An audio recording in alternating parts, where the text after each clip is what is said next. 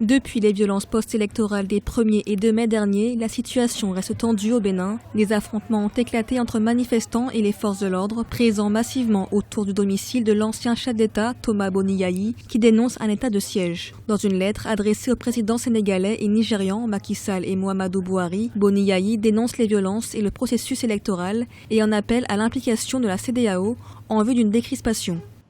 Il faut sincèrement que la communauté internationale se saisisse du dossier, préserve la vie des populations civiles qui ont toujours le droit de manifester pacifiquement, mais aussi garantisse la sécurité des membres de l'opposition, y compris celle du président Boni-Yayi et de sa famille.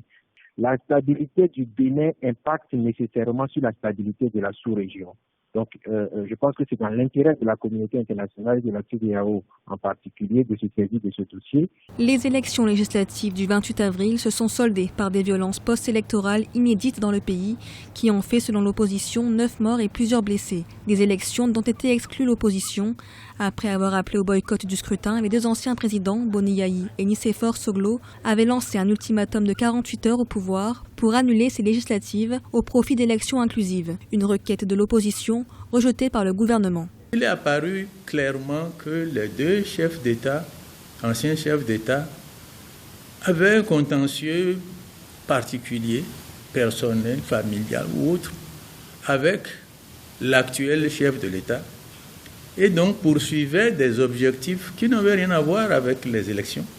Malgré les contestations, la Cour constitutionnelle béninoise a validé le 2 mai les résultats des élections législatives controversées. 2 coalitions proches du pouvoir, l'Union progressiste et le Bloc républicain, pourront donc siéger au Parlement à partir du 15 mai. Toutefois, le taux de participation, seul véritable enjeu du scrutin, se situe à 27,12% selon les résultats définitifs proclamés par la haute juridiction, un taux historiquement bas.